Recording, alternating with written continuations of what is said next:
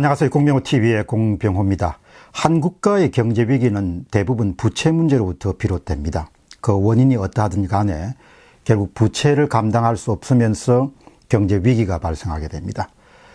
현재 부채 문제와 관련해서 한국 경제는 두 가지 과제를 안고 있습니다. 하나는 저성장 하에서 가계부채가 계속해서 늘어나고 있고, 또 기존 부채의 부실화되는 규모가 커지고 있다는 점입니다. 다른 하나는 반복적인 경기 부양책과 복지정책 수행을 위해서 국가 부채가 급속한 속도로 규모가 팽창되고 있고, 증가 속도도 굉장히 빠릅니다.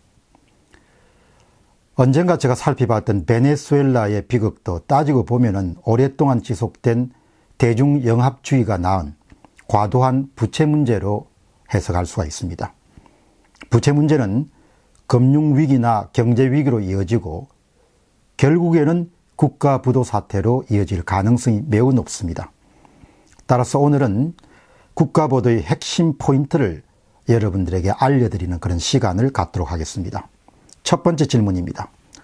국가 부도는 무엇을 뜻하는 것인가?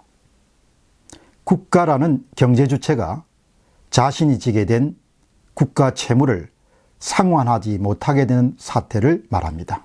다시 이야기하면 한 경제 주체와 마찬가지로 국가라는 경제 주체가 자신이 지게 된 부채에 대한 원리금과 이자를 갚지 못하는 것을 말합니다. 다르게 이야기하면 채무를 진 국가가 채권자에게 약속에 따라 원리금과 이자를 제때 갚을 수 없는 상태를 말합니다. 국가 부도를 영어로 소버린 디폴트라고 부릅니다. 여기서 소버린이라는 것은 주권자란 뜻입니다. 그런데 국가 부도는 상당히 드물게 일어납니다. 왜 그런가 하니까 어떤 나라가 그냥 국가 부도를 선언해버리고 나면은 다음에 국제 자본시장에서 돈을 떼먹은 나라라는 그런 낙인이 찍혀가지고 돈을 꾸기가 힘들어집니다. 그렇기 때문에 어떤 나라든 간에 국가 부도를 피하기 위해서 상당한 노력을 기울이게 됩니다. 얼마 전 한국에서 방영되었던 영화 국가 부도의 날은 은밀한 의미에서 정확한 표현은 아닙니다. 대한민국은 국가 부도를 선언한 적이 없습니다. 자, 그러면은 당시에 외환위기 당시에 우리는 어떤 상황에 놓여 있었는가? 국가 부도는 아니지만 그 이전 단계인 국가 부도 위기에 직면한 상태였습니다. 국가 부도 위기에 직면한 상태를 국가 부채 위기라고 합니다. Sovereign Debt Crisis라고 부릅니다. 혹은 디폴트 위기라고 부릅니다. 그러니까 정확하게 이야기하면 국가 부도의 날이 아니고 국가 부채 위기의 날이다. 그렇게 표현한 것이 정확한 표현입니다. 대부분 이제 국가 부채 위기 상태가 빠지게 되면은 채권자들이 일일이 뭐 시티뱅크라든지 아메리칸 뱅크가 직접 돈을 빌려준 사람들이 직접 한국을 상대로 할 수 없기 때문에 채권단이 구성됩니다. 대개 채권단은 협상 권한을 대개 IMF에 위임합니다. IMF에. 그래서 IMF가 채무국과 앉아서 국가 부채 위기 극복을 위한 대안을 만들어냅니다. 협상을 진행하고 채권자 측의 요구 조건에 따라 마련하고 그 다음에 지출을 줄이기 위한 구조개혁 작업을 시작하게 됩니다. 자, 이런 부분을 받아들일 수 없다. 채무국에서. 그러면 이제 그때 채무국이 일방적으로 최악의 상황인 국가 부도를 선언하게 됩니다. 자, 여러분 두 번째입니다. 질문 두 번째. 국가 부도 혹은 국가 부채 위기를 방지하는 방법은 뭐냐? 여러분 복잡하지도 않고 어렵지도 않고 힘들지도 않습니다. 우선 어원을 보시죠. 경제, 이코노미입니다. 그래서 이코 플러스 놈입니다. 여러분 이코는 그리스 말로 오이코스입니다.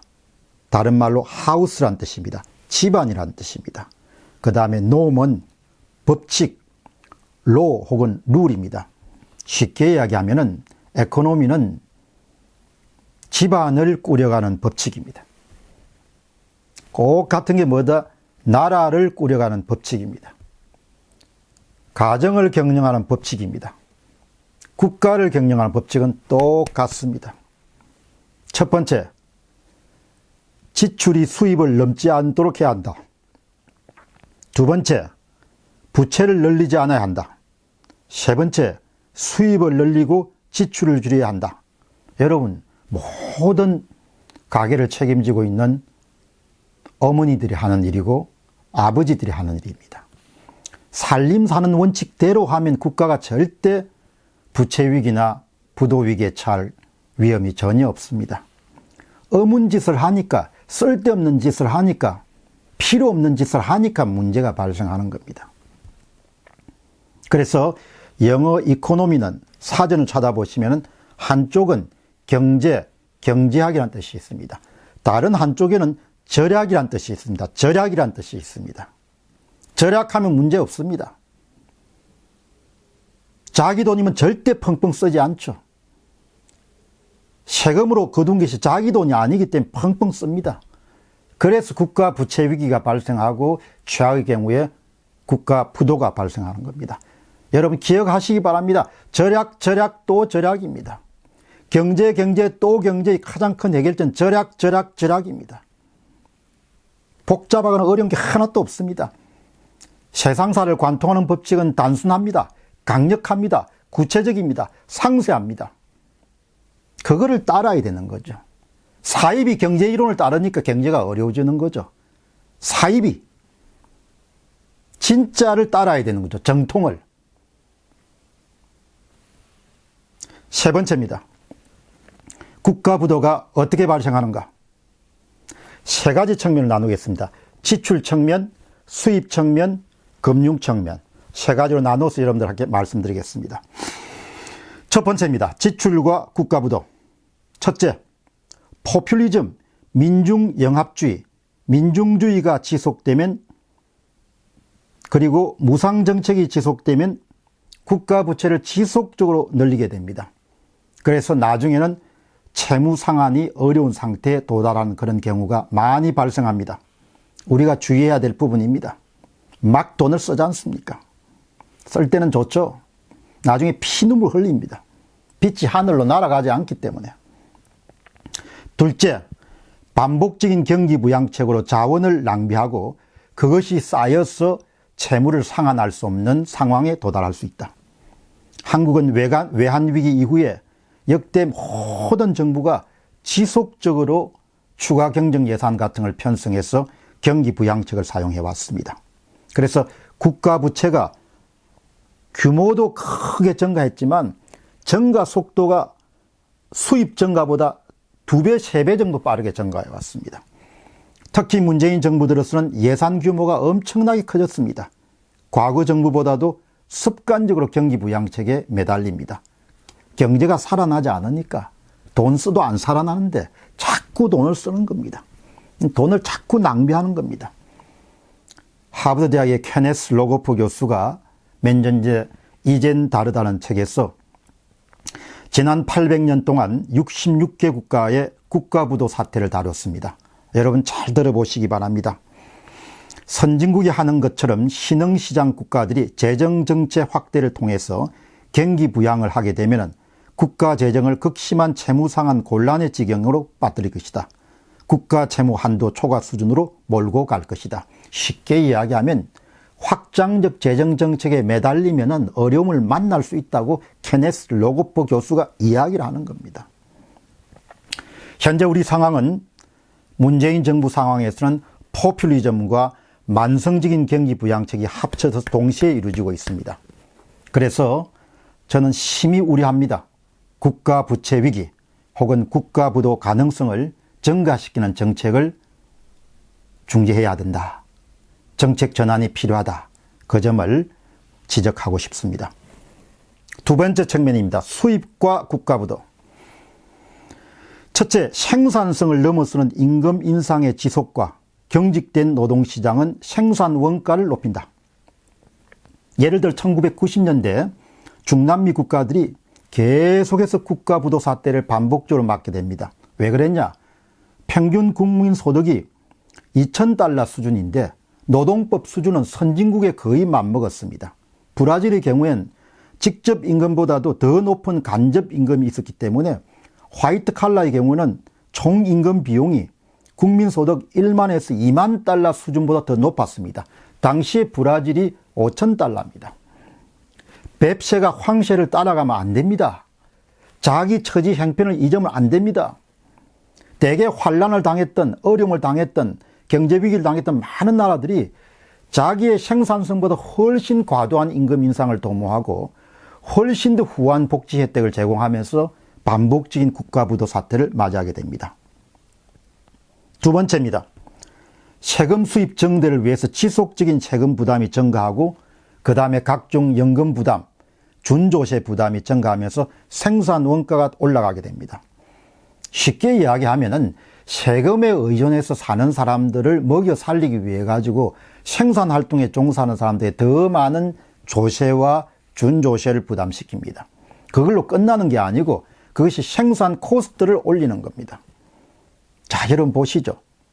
앞에서 말씀드린 두 가지가 생산 비용을 증가시키게 되면은 우리처럼 수출을 의존하는 나라들은 수출 경쟁력이 하락됩니다. 그 다음에 이런 뭐가 옵니까? 가장 우리나라가 겁내야 될 것, 무역수지가 적자가 일어납니다. 동시에 경상수지가 적자가 일어납니다. 여러분 경상수지는 무역에서 벌어들이는 돈하고 자기가 외국에 사놓은 그런 자산에서 벌어들이는 무역수지 더하기 소득수지가 경상수지입니다.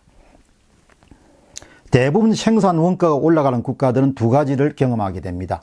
경상수지 적자 그리고 무역수지 적자가 일어나게 됩니다. 지금 우리나라는 수출 증가율이 전년도 월 대비해서 6개월째 마이너스입니다. 그리고 4월 달에 경상수지가 마이너스입니다. 83개월 만에 경상수지가 적자가 됩니다. 한국은 항상 여러분들 관심 있게 봐야 될 것이 무역이 얼마만큼 증가하냐, 무역에서 돈을 버냐, 이런 부분에 대한 관심을 끊게 되면 그 다음에 어려움을 맞을 수밖에 없죠. 경상수지와 무역수지, 흑자 기조를 항상 유지해야 됩니다. 그 다음에 세 번째입니다. 금융과 국가부도입니다. 정치 원리에 따라서 금융자원을 배분하는 관치금융이 유행하게 되면 정치 권력의 지시에 따라서 특혜성 대출이 주어집니다. 그러면 그것이 부실 대출화되고 금융기관의 대출 부실로 누적되는 경우가 발생합니다. 외환위기 때 한보그룹에 수백억의 정치 자금을 쓰는 대가로 천문학적인 대출이 주어졌죠. 대부분 부실화됐습니다. 그것은 은행의 부실로 연결됐고 그 다음에 어디로 연결됐습니까? 납세자가 다 수십 년에 걸쳐 가지고 갚아야 된 돈으로 바뀌게 됩니다.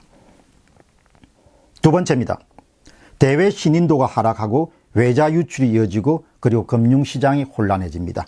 대외 신인도는 왜 하락하느냐? 저 나라를 못 믿겠다 이렇게 되면 대외 신인도 하락하는 겁니다. 정직하지 못한 정책, 정치적 불안, 자국 화폐 가치가 확 떨어지게 되죠. 추락합니다. 외화가 막 유출이 됩니다. 화폐 가치를, 자기 나라 화폐 가치를 유지하기 위해 가지고 그 귀하게 쌓아놨던 외환 보유고를 털어서 막 쏟아붓습니다. 외환 보유가 확 여러분들 급감합니다. 지불 능력을 상실하게 됩니다. 그리고 나서 바로 국가 부채 위기가 발생하게 됩니다. 결론은 수입 관리, 지출 관리, 자본시장 관리에 실패하면은 언제든지 국가 부채 위기, 그 다음 국가 부도로 연결될 수가 있습니다. 네 번째입니다. 국가 부도 어떤 일이 발생하는가? 첫 번째, 자국 화폐 가치가 급격하게 떨어지게 됩니다. 베네수엘라는 종이가 돼버렸습니다. 달러당 1200원, 1400원, 1600원 이렇게 원화 가치가 내려가는 겁니다. 두 번째, 생필수품이 품귀 현상이 일어나게 됩니다. 왜? 수출해서 번 돈으로 수입 대금을 결제해야 되는데 국가 부도라는 것은 수입 대금을 결제할 수 없는 것을 뜻합니다. 베네수엘라가 생필수품이나 의약품이 품귀 현상이 일어난 것은 극단적인 상태지만 국가 부도에서 일어날 수 있는 상황입니다. 수입품을 결제할 수 있는 대금이 없어지는 겁니다. 여러분, 우리가 지금 마트 가면 아무 물건에 사겠지만 그것이 가능한 게 그 풍성한 이런 마트에 있는 물건들이 왜 가능합니까? 수입 대금을 결제할 수 있기 때문이죠. 그냥 공짜가 아닙니다. 풍요가 오래되면은 사람들이 잊어버리는데 잊어서는 안 되죠. 수입 대금을 결제할 수 있는 자금을 항상 벌어야, 여러분 아시죠? 우리나라는 대외 자산을 가지고 돈을 버는 나라는 아닙니다. 일본은 무역을 해서 버는 돈하고 대외 자산을 버는 돈이 거의 같습니다. 그래서 두 가지 합쳐서 경상수지입니다. 한국은 부자 나라가 아닙니다. 소득수지라고 불리는 대외 자산에서 들어오는 돈이 거의 없습니다. 열심히 뛰어가지고 수출 많이 해서 수입 자금을 확보해야 됩니다. 국가 부도는 뭐다? 수입 자금이 없다는 겁니다. 수입할 수 있는 결제 대금이 없다는 겁니다. 세 번째입니다. 성장률이 급감합니다. 그리고 실업자가 급등하게 됩니다. 수출이 원하지 못하기 때문에 원재료 공급이 계속 어려워지기 때문에 수출이 부진하게 됩니다. 성장률이 급락하는 거죠. 기업 부도가 네 번째 급격히 증가됩니다. 왜? 외화 유출을 방지하기 위해서 금리를 올릴 수밖에 없습니다. 금리를 올리기 때문에 부채를 진 사람들이 힘들 수밖에 없죠. 그러니까 당연히 경기 침체하고 도산하는 기업들이 늘어날 수밖에 없습니다. 다섯 번째, 소득이 급감합니다. 내수가 침체가 됩니다. 성장률이 떨어지고 기업이 망하니까 당연히 뭐죠? 지갑이 얇아질 수밖에 없는 거죠.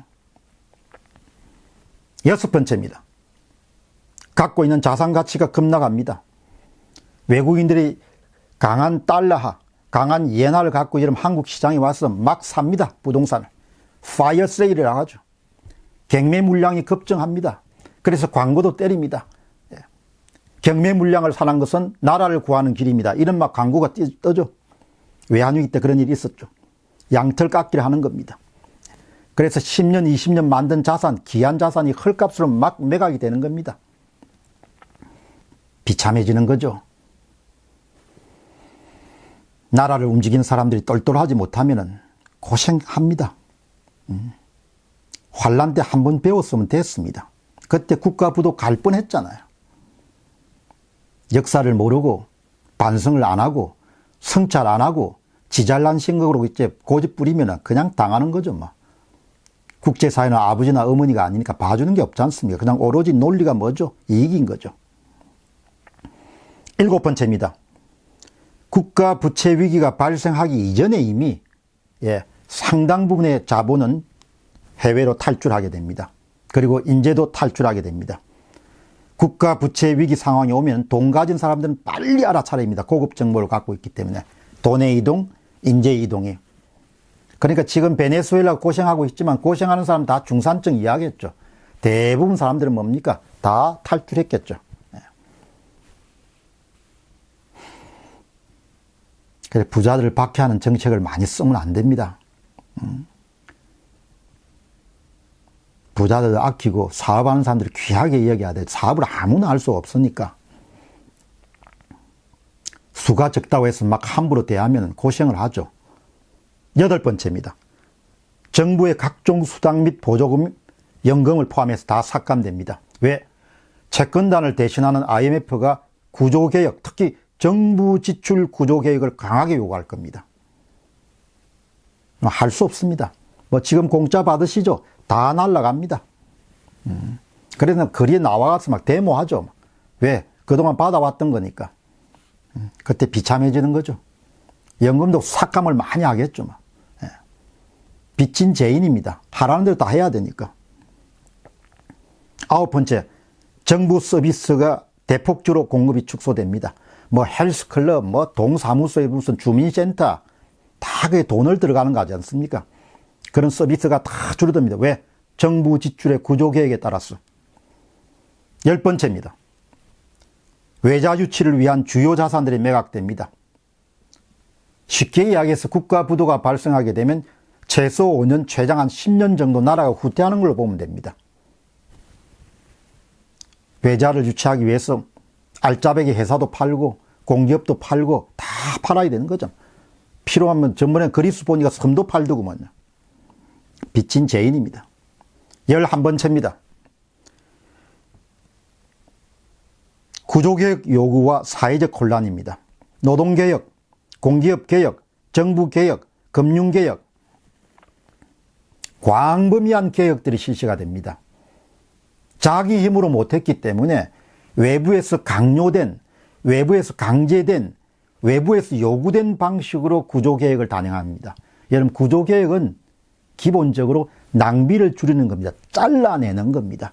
10사람 할 일을 10사람만 해야지 왜 10사람한테 30명이 붙어가지고 먹고 사냐 이야기죠. 그게 핵심입니다.